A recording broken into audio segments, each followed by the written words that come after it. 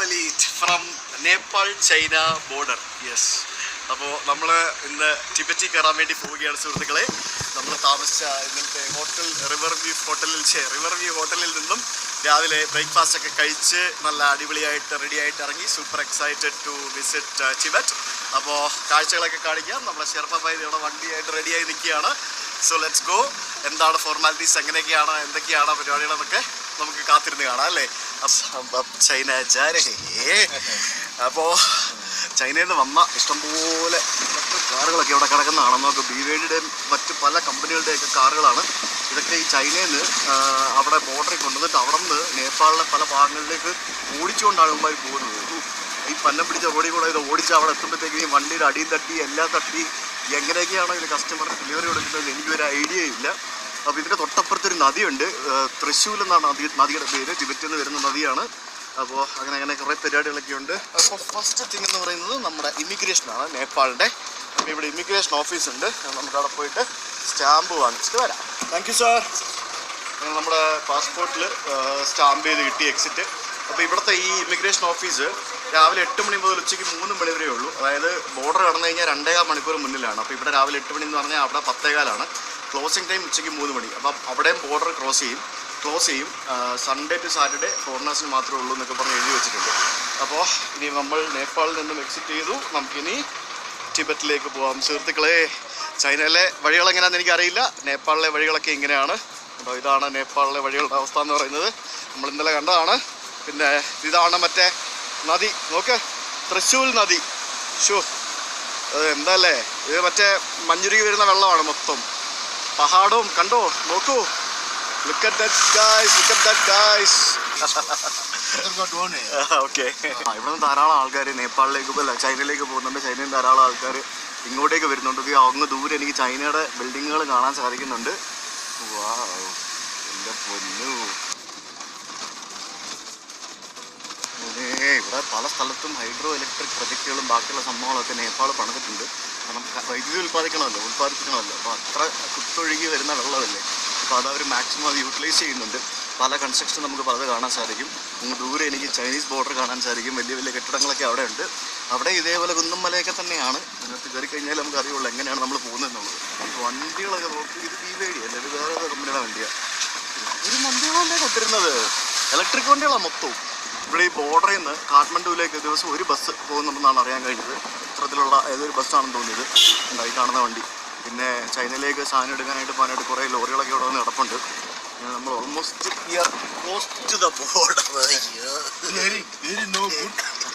Welcome ബിൽഡിങ്ങും അതേപോലെ തന്നെ ഇമിഗ്രേഷനും ബാക്കിയുള്ള കസ്റ്റംസും എല്ലാം നടക്കുന്ന ബിൽഡിങ്ങുകളാണ് കാണുന്നതാണ്. വളരെ മനോഹരമായിട്ട് വെൽക്കം ടു ചൈന എന്നായിരിക്കും എഴുതിയിരിക്കുന്നത്. അതിൽ സംഭവങ്ങൾ കാണാം. പിന്നെ ചൈനയിലേക്ക് പോകുന്ന പല വണ്ടികളും കാണാം. ഇവരിങ്ങനെ പല ഗ്രൂപ്പായിട്ടാണ് ഇവിടെ നിന്ന് കടത്തിവിടുന്നത്. ഉള്ളതല്ലേ. അപ്പോൾ ഇവിടെ നമുക്ക് നേപ്പാളിൻ്റെ ഒരു ഹെൽത്ത് ഡെസ്ക് ഉണ്ട്, പിന്നെ ഒരു കസ്റ്റംസ് ഓഫീസ് ഉണ്ട്, അങ്ങനെ പല സംഭവങ്ങളും ഉണ്ട്. കൊള്ളാം. ഇവിടെ നല്ല വൈബ് സ്ഥലം. അപ്പോൾ നമുക്ക് അപ്പുറത്ത് നമ്മുടെ ഗൈഡ് വരാൻ ഒരു 15 മിനിറ്റ് സമയം എടുക്കും. അപ്പോൾ ഇയാൾ കർമ്മ കണക്ട് ചെയ്യുന്നുണ്ട് അവിടുത്തെ ഗൈഡുമായിട്ട്. അപ്പോൾ ഒരു 15 മിനിറ്റ് കഴിഞ്ഞിട്ട് നമ്മൾ പോകാൻ പറ്റുള്ളൂ. നമ്മുടെ ഇവിടുത്തെ പ്രൊസീജിയേഴ്സ് എല്ലാം കഴിഞ്ഞു.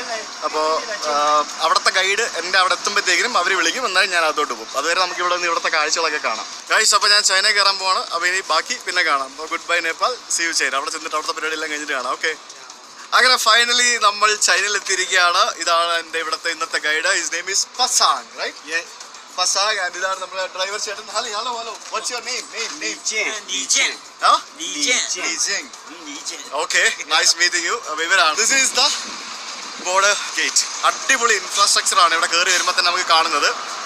ഇവിടുത്തെ സംഭവങ്ങളെല്ലാം അടിപൊളിയായിരുന്നു. അകത്ത് ഇവരുടെ ഇമിഗ്രേഷൻ ബിൽഡിങ്ങും ബാക്കിയുള്ള സംഭവങ്ങളും എല്ലാം നൈസായിരുന്നു, അടിപൊളിയായിരുന്നു. അപ്പോൾ ഇതൊക്കെ നേപ്പാളിലേക്ക് പോകുന്ന വണ്ടികളാണ് ഈ കാണുന്നതൊക്കെ. ചൈനയിൽ നിന്ന് പല സ്ഥലങ്ങളിലേക്ക് നേപ്പാളിലേക്ക് പോകുന്ന ചൈനയിലെ പല സ്ഥലങ്ങളല്ല, തൊട്ടപ്പുറത്തൊരു 10 കിലോമീറ്റർ മാറിയൊരു സ്ഥലമുണ്ട്. അപ്പോൾ അവിടെ ഒരു സ്ഥലമുണ്ട്. അവിടെ പോയിട്ട് ഇവർ നേപ്പാളിൽ നിന്നുള്ള വണ്ടികൾ പോയിട്ട് സാധനങ്ങളൊക്കെ എടുത്തുകൊണ്ടുവരും. അങ്ങനത്തെ പരിപാടിയാണ്. അപ്പോൾ ഫൈനലി നമ്മളിവിടെ ചൈനയിലെത്തി കഴിച്ചു. നമ്മുടെ ഈ എന്താ പറയുക ട്രിപ്പിലെ 2ാമത്തെ രാജ്യം. ഇന്ത്യ കഴിഞ്ഞാൽ മുമ്പ് തന്നെ ഇവിടെ ഒരു സൂപ്പർ മാർക്കറ്റൊക്കെ നമുക്ക് കാണാം. ഉണ്ടാ ടിബറ്റിലെ നമ്മളെ ഈ ഒരു പട്ടണത്തിലെ ഒരു സൂപ്പർ മാർക്കറ്റാണ് ഈ കാണുന്നത്. കുറേ സൂപ്പർ മാർക്കറ്റുകളുണ്ട്. അപ്പോൾ ഇവിടെ ബോർഡർ ചെയ്യുന്ന ആളുകൾ ഒക്കെ സാധനങ്ങളൊക്കെ അങ്ങോട്ടും ഇങ്ങോട്ടൊക്കെ വാങ്ങിച്ചുകൊണ്ട് പോകുന്നു. ധാരാളം നേപ്പാളികളെ നമുക്ക് കാണാം. റെസ്റ്റോറൻറ്റുകളും അങ്ങനെയുള്ള പല സംഭവങ്ങളുണ്ട്. പിന്നെ കുറേ കെട്ടിടങ്ങളും ബാക്കിയുള്ള സംഭവങ്ങളും അതൊക്കെ ഉണ്ട്. That's it. ഓക്കെ, അപ്പോൾ ഇവിടെ നിന്ന് നമുക്ക് നീങ്ങണം അടുത്ത സ്ഥലത്തേക്ക്. ഇന്ന് നമുക്ക് അധികം ദൂരമില്ല, കുറച്ച് സമയമേ ഉള്ളൂ പോകാനായിട്ട്. അപ്പോൾ പോയിട്ട് കുറേ പരിപാടികളൊക്കെ ചെയ്ത് തീർക്കാനുണ്ട്. വേറെ കുറച്ച് സംഭവങ്ങൾ ഞാൻ വണ്ടി കയറിയിട്ട് പറയാം. പല രാജ്യങ്ങളിൽ നിന്നുള്ള വണ്ടികൾ നമുക്കിവിടെ കാണാൻ സാധിക്കും. ക്യാമ്പർ വാനുകളടക്കം പിന്നെ കുറേ ബസ്സുകൾ, അങ്ങനെ കുറേ സംഭവങ്ങളൊക്കെ ഇവിടെ കണ്ടു. ഇത് കണ്ടില്ലേ, ഇത് ക്യാമ്പർ വാൻ. എനിക്ക് തോന്നുന്നു ഇത് യൂറോപ്പിലെ എവിടത്തെയോ ആണെന്നാണ് എനിക്ക് തോന്നുന്നത്. അല്ല, ചൈനീസ് ആട്ടോ, ചൈനീസ് ക്യാമ്പർ വാനാണ്. ചൈനയിൽ ക്യാമ്പർ വാനൊക്കെ ഉണ്ടല്ലേ, അടിപൊളി, കൊള്ളാലോ. യുത്തോങ് RV എന്നും പറഞ്ഞുകൊണ്ടൊരു റിക്രിയേഷൻ വെഹിക്കിളാണ് ഈ കാണുന്നത്. Motor home. നമ്മൾ UK പോയപ്പോഴത്തേക്കും ഇതുപോലത്തെ ഒരു വണ്ടി എടുത്താണ് നമ്മൾ കറങ്ങിയത്. ഇതുപോലുള്ള മോട്ടോർ ഹോമുകൾ നമുക്കിവിടെ കാണാം. പിന്നെ കുറച്ച് സ്ഥലങ്ങളിലൊക്കെ നമ്മുടെ ഡോക്യുമെൻറ്റ് ചെക്കും ബാക്കിയുള്ള പരിപാടികളൊക്കെ ഉണ്ടാവും. 1-2 ചെക്ക് പോസ്റ്റുകളൊക്കെ ഉണ്ട്. ഇങ്ങനെ അത്യാവശ്യം നല്ല റോഡുകളും മറ്റുമൊക്കെയാണ്. വളരെ നല്ല ഇൻഫ്രാസ്ട്രക്ചറും കാര്യങ്ങളൊക്കെയാണ്. ശരിക്കും നമ്മളെ ഞെട്ടിക്കും ഇവിടുത്തെ ഓരോ സംഭവങ്ങളും ഇനി അങ്ങോട്ട് കാണാൻ പോകുന്നതൊക്കെ.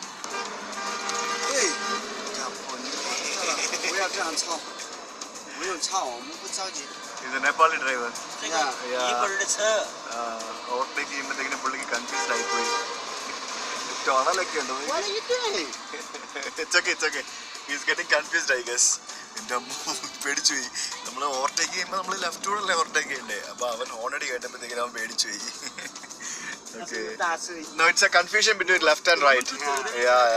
ഇത് നല്ല റോഡാന്ന് നോക്കി ഇവിടെ കയറി വരുമ്പോഴത്തേക്കിനും രക്ഷയില്ല കേട്ടോ. നമ്മുടെ ശരിക്കും എൻ്റെ ജീവിതത്തിൽ ഞാൻ ചെയ്ത ഏറ്റവും വലിയൊരു യാത്രയാണ് സത്യം പറഞ്ഞാൽ ഇത്. എത്ര നാൾ നീണ്ടു നിൽക്കുന്ന പോലും എനിക്ക് അറിയാത്തൊരു യാത്ര. അങ്ങനെ ബോർഡറിൽ നിന്നും ഏകദേശം ഒരു 1/2 മണിക്കൂർ അല്ലെങ്കിൽ 1 മണിക്കൂർ കഷ്ടി നമ്മൾ വന്നിട്ടുണ്ട്. നമ്മളിപ്പോൾ കെയറോങ് അല്ലെങ്കിൽ ജീറോങ് എന്നൊക്കെ വേണമെങ്കിൽ പറയാം. ആ ഒരു ടൗണിലേക്ക് എത്തുകയാണ്. ഇന്ന് നമ്മൾ ഇവിടെയാണ് താമസിക്കുന്നത്. ഈ ഒരു ചെറിയ ടൗണിലാണ് നമ്മൾ താമസിക്കാൻ പോകുന്നത്.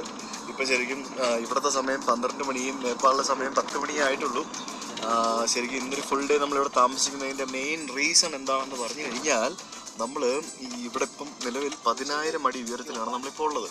നമ്മൾ ഇനിയും ഫർദർ ഉയരത്തിലേക്ക് പോകുമ്പോഴത്തേക്കും നമുക്ക് ആൾട്ടിറ്റ്യൂഡ് സിക്നസ് ഉണ്ടാവാതിരിക്കാൻ വേണ്ടി നമ്മൾ അക്ലിമറ്റൈസേഷൻ സംഭവിക്കണം നമ്മുടെ ശരീരം ഈ ഒരു ഓൾട്ടിറ്റ്യൂഡായിട്ട്. അപ്പോൾ അതിന് വേണ്ടിയാണ് നമ്മൾ ഇന്നിവിടെ താമസിക്കാൻ പോകുന്നത്. അപ്പം എന്തായാലും നമുക്ക് റൂമിൽ പോയിട്ട് നമുക്ക് ഇവിടുത്തെ കാഴ്ചകളും മറ്റുമൊക്കെ ബാക്കി കാണാം. പിന്നെ ബാക്കി പരിപാടികളൊക്കെ കുറേ പ്ലാൻ ചെയ്യാനുണ്ട്. എനിക്കിതൊരു ഇൻ്റർനെറ്റ് കിട്ടിയിട്ടില്ല. നൈറാൽ റോഡുകളും സംഭവങ്ങളൊക്കെയാണ് ഇവിടെ കാണാൻ സാധിക്കുന്നത്. റോഡൊക്കെ എന്ന് പറഞ്ഞാൽ അടിപൊളി റോഡാണ്. കണ്ടില്ല, റോഡിൻ്റെ നടുക്ക് റെയിൻബോ കളറിൽ മാർക്കിംഗ് ഒക്കെ കണ്ടു. നല്ല കിടുക്കാശി ഏരിയ. എല്ലാവരും ഭയങ്കര ഫ്രണ്ട്ലി ആട്ടോ. ഇവൻ നമ്മൾ പോലീസ് ഇതിലാണ് പോയത്. എല്ലാവരും ഭയങ്കര ഫ്രണ്ട്ലി ആണ്. അവർ നമുക്ക് പ്രത്യേകിച്ച് ഇവരും കൂടെ ഉള്ളതുകൊണ്ട് നമുക്കൊന്നും അറിയണ്ട. എല്ലാം ഭയങ്കര സ്മൂത്തായിട്ട് ഒരു ബുദ്ധിമുട്ടും ഇല്ലാതെ നടക്കും. നമ്മളിപ്പോൾ ഏകദേശം 10,000 അടി ഉയരത്തിലാണ്. നമുക്ക് എന്ത് നല്ല സ്ഥലങ്ങൾ, നല്ല അടിപൊളി കെട്ടിടങ്ങൾ, ബിൽഡിങ്ങുകൾ, വണ്ടികൾ എല്ലാം സൂപ്പറാണ്. അപ്പോൾ നമ്മൾ ഇന്ന് ഇവിടെയാണ് താമസം. റൂമിൻ്റെ റേറ്റൊക്കെ എഴുതി വെച്ചിരിക്കുന്നുണ്ടല്ലേ. റൂമിന് എത്രയാണ്? 700 RMB. സാധാരണ room 260 RMB, standard room 400 RMB. ഒരു RMB എന്ന് പറഞ്ഞാൽ 11 രൂപയാണ്. നമ്മൾ കംപ്ലീറ്റ് പേയ്മെൻറ്റും കൊടുത്തിട്ടില്ല ഇതുവരെ. അത് നമ്മൾ കൊടുക്കണം. അത് പക്ഷേ നമ്മുടെ സാധനങ്ങളൊന്നും വർക്ക് ചെയ്യുകയല്ലോ. അപ്പോൾ അതൊക്കെ റെഡി ആവണമെന്നുണ്ടെങ്കിൽ ടൈം. നൈസ്, അടിപൊളി മുറിയാണല്ലോ. എൻ്റെ അമ്മോ, ബാക്ക് വിട്ടിരിക്കട്ടെ. കൊള്ളാട്ടോ, നല്ല മുറി. Nice room. ഇതില്ലേ വണ്ടി, ഫോർഡിൻ്റെ വണ്ടിയാണ്. വണ്ടിയൊക്കെ ഫുട്പാത്തിൻ്റെ മേളിലാണ് കയറ്റിയിട്ടിരിക്കുന്നത്. നമുക്ക് ഇത് നമ്മുടെ നാട്ടിലൊരു ഹർത്താൽ ദിവസം നടക്കുന്ന പോലെ ഉണ്ട് എനിക്കിപ്പം. നോക്കി ചുൻ്റെ വണ്ടിയാണ് തോന്നിട്ടോ, ആയിരിക്കും, അറിയത്തില്ല. ഒരുമാതിരി വണ്ടിയല്ലേ. ഇതിലൊക്കെ കയറി ഇരിക്കണമെങ്കിൽ തന്നെ ആരോഗ്യം വേണം. ചെറിയൊരു കാറ്റുണ്ട്. ഇത് കണ്ടില്ലേ, ഇവിടെയൊക്കെ എല്ലാം ഇത്തരത്തിൽ ഇങ്ങനെ നല്ല മനോഹരമായിട്ട് കളറൊക്കെ ചെയ്തിട്ടിരിക്കുന്നു. സൂപ്പർ മാർക്കറ്റാണ്. ഈ സൂപ്പർ മാർക്കറ്റിൽ എന്തൊരു സാധനങ്ങളാണെന്ന് നോക്കിയത്. ഡാബർ ആംല ഗോൾഡ്, പാർലേജി ബിസ്ക്കറ്റ്, കുറേ സാധനങ്ങളുണ്ട്. ഈ പാർലേജിയൊക്കെ ഇന്ത്യയിൽ നിന്ന് വരുന്ന സാധനമാണെന്ന് തോന്നുന്നു കേട്ടോ. അടിപൊളി. ഇതൊക്കെ ഇവിടെ ചൈനയിലുണ്ട്. അത് പൊളിച്ച്. നമുക്ക് ഇവിടെ അടുത്തൊരു ഒരു ടെമ്പിളാണ്. നമുക്കിപ്പോൾ അവിടേക്ക് പോവാം. ഇത് കണ്ടോ, ടാങ്ക് എന്ന് പറഞ്ഞൊരു വണ്ടി കണ്ടു കഴിഞ്ഞാൽ നമ്മുടെ ജീപ്പിൻ്റെ മറ്റേ റാംഗ്ലറിൻ്റെ ഒക്കെ ഒരു ലുക്കൊക്കെ ഉണ്ട്. അതിൻ്റെ കോപ്പി ആയിരിക്കും എനിക്ക് ഓർമ്മ. എനിക്ക് എന്തൊരു ഇത് ടാങ്ക് എന്ന്, ഈ വണ്ടിയുടെ പേരാണ് ടാങ്ക് എന്ന് പറയുന്നത്. എന്ത് ലുക്കല്ലേ. ഇവിടുത്തെ കുഞ്ഞ് പെട്ടിയോട്ടകൾ കണ്ടു. ഇതിൻ്റെ അറ്റത്തൊരു സാധനം കണ്ടോ, അതായത് ഇതെന്താണെന്നറിയോ, ഇത് ഇങ്ങനെ കൈ പിടിക്കാൻ വേണ്ടി, അതായത് കൈ പിടിക്കുമ്പോൾ തണുക്കാതിരിക്കാൻ വേണ്ടി ഇതിലിങ്ങനെ ഫിക്സ് ചെയ്തിരിക്കുന്ന സാധനമാണ്. കണ്ടില്ലേ, കാരണം തണുപ്പുള്ള സ്ഥലമാണല്ലോ. അപ്പോൾ അതിനകത്ത് ഗ്ലൗസ് പോലത്തെ ഒരു സാധനമാണ്. അപ്പോൾ അത് വെച്ച് കഴിഞ്ഞാൽ നമുക്ക് തണുക്കുകയല്ല. അതാണ് അതിൻ്റെ ഒരു അഡ്വാൻറ്റേജ്. ഈ കെട്ടിടത്തിൻ്റെ ബാക്കിൽ ഒരു മഞ്ഞുമലയൊക്കെ ഞാൻ കണ്ടു. അപ്പോൾ ഈ കാണുന്നതാണ് ആ ഒരു മനോഹരമായിട്ടുള്ള ടെമ്പിൾ എന്ന് പറയുന്നത്. ടൂറിസ്റ്റുകളുണ്ട്, ലോക്കലായിട്ടുള്ള ആളുകളുമുണ്ട്. ഇവിടെ ഏറ്റവും കൂടുതൽ വരുന്നത് US, പിന്നെ യൂറോപ്പ്, പിന്നെ ഏഷ്യൻ രാജ്യങ്ങളിൽ നിന്നുള്ള ആൾക്കാരാണ് ടിബറ്റിൽ ഏറ്റവും കൂടുതൽ വരുന്നത്. അപ്പം നമുക്ക് ഒരുമിച്ച് ഡിന്നറിന് മീറ്റ് ചെയ്യാമെന്ന് ഞാൻ പറഞ്ഞിട്ടുണ്ട്. ഹാവലിൻ്റെ വണ്ടികൾ ഇത് ഇന്ത്യയിൽ വരാൻ പോകുന്നതെന്നൊക്കെ പറയുന്നുണ്ടായിരുന്നു, പക്ഷേ വന്നോന്നൊന്നും എനിക്കറിയത്തില്ല. ഇവരെല്ലാവരും ഫുട്പാത്തിലാണല്ലോ വണ്ടി പാർക്ക് ചെയ്യുന്നത്. ഒന്ന് ഇവിടുത്തെ കാഴ്ചകളൊക്കെ കാണാം അല്ലേ. ഇത് ശരിക്കും ഞാൻ പറഞ്ഞില്ല, ഇവർ ശരിക്കും ഒരു ബോർഡർ ടൗൺ. ആ ബോർഡർ ടൗണിൽ എന്തൊക്കെ കാണുമോ അതൊക്കെയാണ് മെയിനായിട്ട് ഇവിടെ ഉള്ളത്. ഇവിടെ അങ്ങനെ റോഡിലൊന്നും അത് ആൾക്കാരൊന്നും കാണുന്നില്ല. ശരിക്കും നമ്മൾ കണ്ടിട്ടുള്ള ചൈന എന്ന് പറയുന്നത് ഇങ്ങനെയല്ല. എപ്പോഴും റോഡിലൊക്കെ ഭയങ്കര തിരക്കും കാര്യങ്ങളൊക്കെ ആയിരിക്കും. ചെറു തണുപ്പൊക്കെ ഉണ്ട് കേട്ടോ ഇപ്പം. അതേപോലെ തന്നെ ചൈനയിൽ നിങ്ങൾ ടൂറിസ്റ്റായിട്ട് വരികയാണെങ്കിൽ ചൈനയിൽ നിങ്ങൾ എവിടെ ട്രാവൽ ചെയ്യുവാണെങ്കിലും അവിടെ പാസ്പോർട്ട് നിങ്ങൾ എപ്പോഴും കൈ കരുതണം. പാസ്പോർട്ടും നിങ്ങളുടെ വിസയും. സ്ട്രീറ്റ് ലൈറ്റ് ഒക്കെ കണ്ടില്ലേ? അതിൽ വരെ ചൈനീസ് ഫ്ലാഗ് ഉണ്ട് കണ്ടോ. സ്ട്രീറ്റ് ലൈറ്റ് അടിപൊളി സ്ട്രീറ്റ് ലൈറ്റ് അല്ലേ, നല്ല ഭംഗിയുള്ള സ്ട്രീറ്റ് ലൈറ്റ്. പിന്നെ ഇവിടെ ടാങ്കിൻ്റെ വണ്ടികൾ കുറേ ഉണ്ട് കേട്ടോ. ഇത് കണ്ടു കഴിഞ്ഞാൽ നമ്മുടെ റാംഗ്ലർ പോലെ തന്നെ ഇല്ലേ ശരിക്കും ടാങ്ക്. പൊളിച്ച് കിടുന്ന ലുക്കാണ് ഈ വണ്ടി, ഒരു രക്ഷയില്ല. ലാൻഡ് ക്രൂസർ ഇഷ്ടം പോലെ ഉണ്ട്. അത് ഒറിജിനൽ തന്നെയാണ്, ഒറിജിനൽ ലാൻഡ് ക്രൂസറാണ്. പിന്നെ ഇത് ഏതാ സാധനം, ലെക്സസ്. ഒരു താഴ്വാരം, ആ താഴ്വാരം വളരെ മനോഹരമായിട്ട് ഇടിച്ച് നികത്തിയെടുത്ത് അവർ വളരെ മികച്ച ഇൻഫ്രാസ്ട്രക്ചർ പണിത് ആളുകൾക്ക് നല്ല രീതിയിൽ ചെയ്തു കൊടുത്തിരിക്കുന്നതാണ് നമുക്കിവിടെ കാണാൻ സാധിക്കുന്നത്. അത് ശരിക്കും ഇവരെ സംബന്ധിച്ച് കൊടുത്തേ പറ്റുള്ളൂ. ആ റോഡൊക്കെ കണ്ടില്ലേ, എന്ത് നീറ്റ് ആൻഡ് ക്ലീൻ റോഡാണ്, എന്ത് സംഭവങ്ങളാണ്. നേരെ മറിച്ച് നമ്മൾ നേപ്പാളിൽ എന്താണ് കണ്ടത് അല്ലേ, ഭയങ്കര കഷ്ടമാണത്. എന്തുവാ അത് ചെയ്യുന്നുണ്ടോ, തുടച്ച് വൃത്തിയാക്കി. അവരുടെ ചൂല് കണ്ടോ, എങ്ങനത്തെ ചൂലാണെന്ന് എനിക്ക്. സ്പായൊക്കെ ഉണ്ട് ഇവിടെ, സൂപ്പർ മാർക്കറ്റുകൾ ഇഷ്ടം പോലെ ഉണ്ട്. സ്പായ ഉണ്ട്, നല്ല മണം, എന്തിൻ്റെയൊക്കെ ഫുഡിൻ്റെ മണം വരുന്നുണ്ട്, നല്ല മണം വരുന്നുണ്ട്. ഇത് ഇവിടുത്തെ ഒരു വലിയൊരു സൂപ്പർ മാർക്കറ്റാണെന്ന് തോന്നുന്നു. നൈസ്. ഇവിടെ ഇല്ലാത്ത സാധനങ്ങളൊന്നുമില്ല. ടിബറ്റിൽ പൊതുവേ കുറച്ച് എക്സ്പെൻസീവാണ് ജീവിതം എന്നാണ് എനിക്ക് മനസ്സിലാക്കാൻ സാധിച്ചത്. നമ്മുടെ ഗൈഡും അത് പറഞ്ഞു. അതിൻ്റെ മെയിൻ റീസൺ എന്ന് പറയുന്നത് നമുക്കറിയാം, ടിബറ്റ് വളരെ ജനസംഖ്യ കുറഞ്ഞൊരു സ്ഥലമാണ്. ചൈനയിൽ ഏറ്റവും ജനസംഖ്യ കുറവുള്ളൊരു സ്ഥലമാണ് ടിബറ്റ് എന്ന് പറയുന്നത്. അതേപോലെ തന്നെ ഇവിടെ തിങ്സും പച്ചക്കറിയും ബാക്കിയുള്ള സംഭവങ്ങളൊക്കെ പല സ്ഥലത്തുനിന്ന് വരണം, അതൊക്കെ ഭയങ്കര എക്സ്പെൻസീവാണ്. ഞാനിപ്പോൾ ഒരു ചൈനീസ് വണ്ടിയാണ്, എനിക്ക് ഇതില്ല, ഇതിൻ്റെ മേളിലാണ് ഈ കയറ്റിയിട്ടിരിക്കുന്നത്. അതാണ് ഞാൻ ആലോചിക്കുന്നത്, ഇങ്ങനെ കയറ്റിയിട്ടിരിക്കുന്നതെന്ന്. ഗ്രേറ്റ് വാൾ എന്നാണ് എഴുതിയിരിക്കുന്നത്. ഗ്രേറ്റ് വാൾ എന്ന് പറഞ്ഞൊരു കമ്പനി ഉണ്ടാവോ. എന്തൊക്കെയോ വലിയ ക്രെയിനുകളൊക്കെ വെച്ച് എന്തൊക്കെയോ പരിപാടികളാണ്. നോക്കി എന്താ സംഭവം നോക്കി. ഇതൊരു വാക്കിംഗ് സ്ട്രീറ്റ് ഏരിയ ആണ്. ഇവിടെ വേറെ വണ്ടികളൊന്നും പോകുന്നൊരു റോഡല്ല, ഇതൊരു വാക്കിംഗ് സ്ട്രീറ്റ് ഏരിയ ആണ്. ഇവിടെ എന്തോ മെയിൻ്റനൻസ് വർക്കോ പരിപാടികളോ അങ്ങനെ എന്തോ പരിപാടിയൊക്കെ നടത്തുകയാണ് ഇവർ. എന്നാലും ഇത് എന്ത് വണ്ടിയല്ലേ, എന്ത് സൈറ്റിലേക്ക് ഓരോ സാധനങ്ങൾ കൊണ്ടുപോകുന്നത് നോക്കി. അതാണ് സംഭവം, മനസ്സിലായോ. ഇത് വെച്ചിട്ട് ആ വണ്ടിയിൽ കമ്പിയുണ്ട്, ആ കമ്പി എടുത്തിട്ട് ഇവിടെ ഏതോ ബിൽഡിങ്ങിൻ്റെ മുകളിലേക്ക് കയറ്റുന്ന പരിപാടിയാണ്. കണ്ടാ നോക്ക്, ഇത്ര സിമ്പിൾ പരിപാടിയാന്ന് നോക്കി. ഇവിടെ ഏതോ ബിൽഡിങ്ങിൻ്റെ മേളിൽ, അതിൻ്റെ മേളിൽ വർക്ക് നടക്കുകയാണ് അവിടെ, കണ്ടോ. അത് കണ്ടാ എടുത്തുകൊണ്ട് പോണ പോക്ക് കണ്ടോ, കമ്പി കണ്ടാ.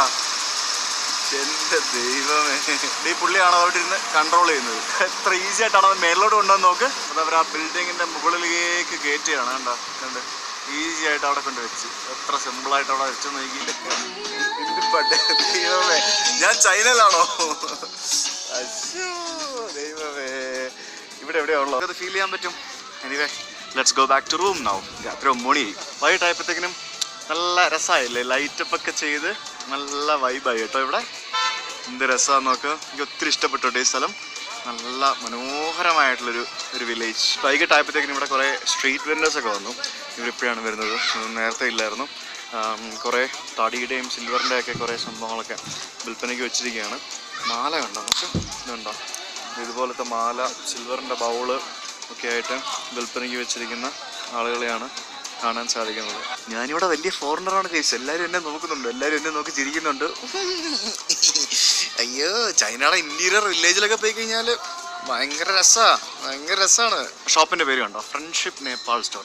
അപ്പോൾ ഇവിടെ എന്താ സംഭവം എന്ന് വെച്ചാൽ എനിക്ക് മനസ്സിലാക്കിയത്, ഇവിടെ നേപ്പാൾ എന്ന് പറയുന്ന തൊട്ടടുത്ത രാജ്യത്തെ റസുവ എന്ന് പറയുന്ന സ്ഥലം, അതായത് റസുവ ഏരിയയിലുള്ള ആളുകൾക്ക് ഇവിടെ ടിബറ്റിൽ ഈ ഭാഗത്ത് വന്ന് ജോലി ചെയ്യാൻ സാധിക്കും. അതായത് നമ്മളൊക്കെ ഗൾഫിൽ പോയി ജോലി ചെയ്യുന്ന പോലെ തന്നെ ഇവർക്കപ്പം എന്താ പറയുക, ഇവിടുത്തെ ലോക്കലായിട്ടുള്ള ഒരാളെ ജോലിക്ക് വെക്കുന്നതിലും അഫോർഡബിൾ ആയിട്ട് അതിൻ്റെ 1/3 പൈസയ്ക്ക് നേപ്പാളിൽ നിന്നുള്ള ഒരാൾ ഇവിടെ വന്ന് ജോലി ചെയ്യും. അതുകൊണ്ടാണ് ഇവിടെ ധാരാളം നേപ്പാളികളായിട്ടുള്ള ആളുകളെ എനിക്ക് കാണാൻ സാധിച്ചത്. അപ്പോൾ അവർക്ക് ഒരു എന്താ പറയുക, ഒരു പോളിസി ഉണ്ട്. ആ ഒരു പോളിസി പ്രകാരമാണ് അത്തരത്തിൽ ചെയ്യുന്നത്. അത് കാരണം അവർക്ക് ആ ഒരു ബോർഡർ ജില്ലയിലുള്ള ആളുകൾക്ക്, അതും ചൈന മൊത്തത്തിലൊന്നും പോകാൻ പറ്റില്ല കേട്ടോ, ഈ ഭാഗത്ത് ടിബറ്റിലെ ഈ ഒരു ഭാഗത്ത് മാത്രം വന്ന് ജോലി ചെയ്യാൻ സാധിക്കുന്നതാണ് അറിയാൻ കഴിഞ്ഞത്. റോഡിലാണെങ്കിൽ വണ്ടിയും കിണ്ടിയും പോലും ഇല്ല. എന്നാലും അവിടെ ഇവിടെ എല്ലാം ട്രാഫിക് സിഗ്നലുകൾ വെച്ചിട്ടുണ്ട്. വളരെ കൃത്യമായിട്ട് അത് ആളുകൾ മെയിൻറ്റെയിൻ ചെയ്യുകയും ചെയ്യും.